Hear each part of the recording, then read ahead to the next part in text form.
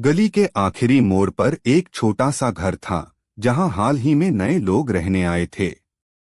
उस घर की बालकनी में हर सुबह एक लड़की दिखती, सफेद सूट में, हाथों में पानी का मग और चेहरे पर हल्की सी मुस्कान। उसका नाम था पूनम। पूनम को फूलों से बहुत प्यार था, खासकर गुलाबों से। हर सुबह वह अपने छोटे से गार्डन में घंटों बिताती, पौधों से बातें करती और उन्हें ऐसे संभालती जैसे वे उसकी दुनिया हों। उसकी हंसी इतनी सच्ची थी कि गली के लोग अनजाने में ही उसकी तरफ खींचे चले आते।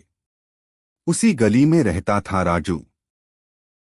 थोड़ा शरारती, थोड़ा बेपरवाह, लेकिन दिल का बहुत साफ। उसकी आदत थी कि वह हर चीज में मजाक ढूंढ लेता।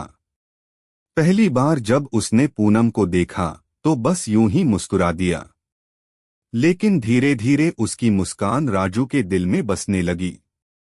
राजू रोज सुबह अपनी छत पर खड़ा होकर पूनम को देखता। कभी कभी वह जानबूझकर ऊंची आवाज में गाना गुनगुनाता, ताकि पूनम उसका ध्यान करे।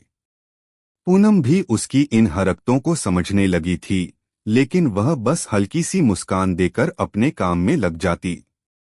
एक दिन राजू ने हिम्मत करके आवाज लगाई, अरे, इतनी सुबह सुबह फूलों से बातें करती हो, कभी इंसानों से भी कर लिया करो।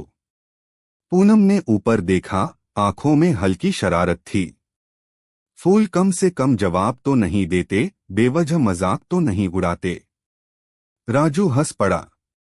उस दिन पहली बार दोनों के बीच बातचीत हुई, छोटी सी लेकिन दिल में कुछ नया जगाने वाली।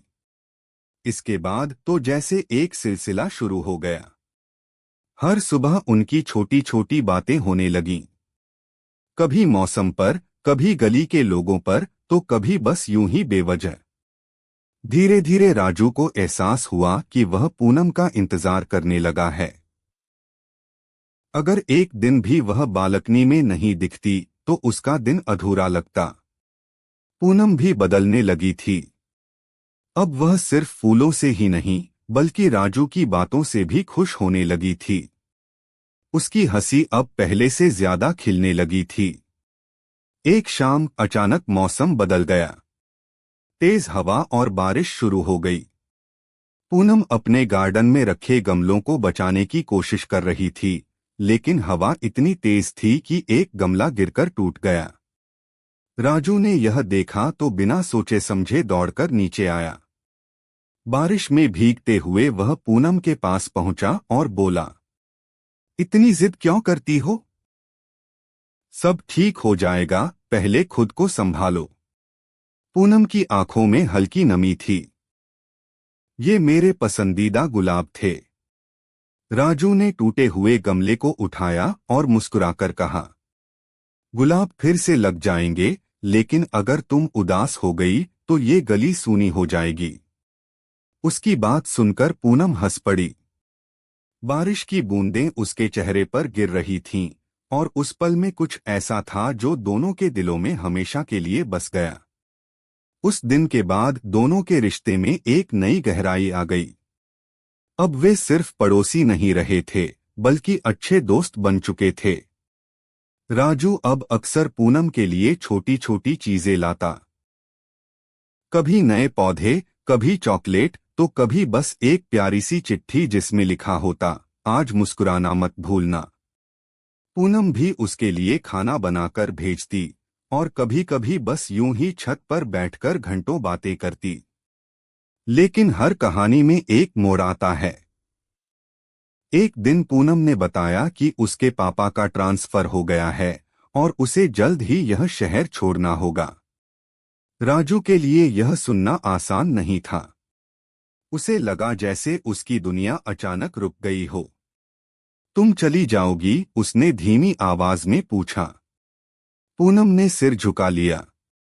शायद, लेकिन यादें तो यहीं रहेंगी।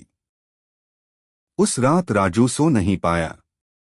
उसने पहली बार महसूस किया कि पूनम उसके लिए कितनी खास है। अगले दिन उसने तय कर लिया कि वह अपने दिल की बात कहेगा।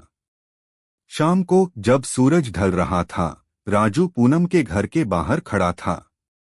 हाथ में एक छोटा सा गुलाब का पौधा था। पूनम बाहर आई तो उसने हिम्मत जुटाकर कहा, तुम्हें याद है तुमने कहा था कि फूल जवाब नहीं देते, लेकिन आज मैं देना चाहता हूं। पूनम ने हैरानी से उसे देखा। राजू ने गहरी सांस ली। मैं नहीं जानता कि यह सही वक्त है या नहीं, लेकिन मैं यह जरूर जानता हूं कि तुम्हारे बिना यह गली और मेरा दिल दोनों अधूरे लगेंगे। मैं तुमसे प्यार करता हूं पूनम। कुछ पल के लिए सब शांत हो गया। हवा भी जैसे थम गई थी। पूनम की आंखों में आंसू थे, लेकिन इस बार वह मुस्कुरा रही थी। तुम्हें पता है, मैं भी यही कहना चाहती थी, लेकिन डर रही थी। राजू के चेहरे पर राहत की चमक आ गई। तो फिर उसने उम्मीद से पूछा। पूनम ने वह गुलाब का पौधा लिया और कहा, तो फिर यह कहानी यहीं खत्म नहीं होगी। चाहे दूरी हो, लेकिन हम इसे आगे बढ़ाएंगे। उस दिन के बाद दोनों ने हर मुश्किल को साथ मिलकर झेलने का फैसला किया। दूरी आई, लेकिन उनके प्यार की गर्माहट कभी कम नहीं हुई। फोन कॉल्स, मैसेज और कभी कभी अचानक मुलाकातें, इन सब के बीच उनका रिश्ता और मजबूत होता गया। कई साल बाद उसी गली में एक नया घर बना। उस घर की बालकनी में फिर से गुलाब खिले थे, और इस बार वहां पूनम अकेली नहीं थी। राजू उसके साथ खड़ा था, मुस्कुरा रहा था। गली वही थी, लोग वही थे, लेकिन अब उनकी कहानी पूरी हो चुकी थी।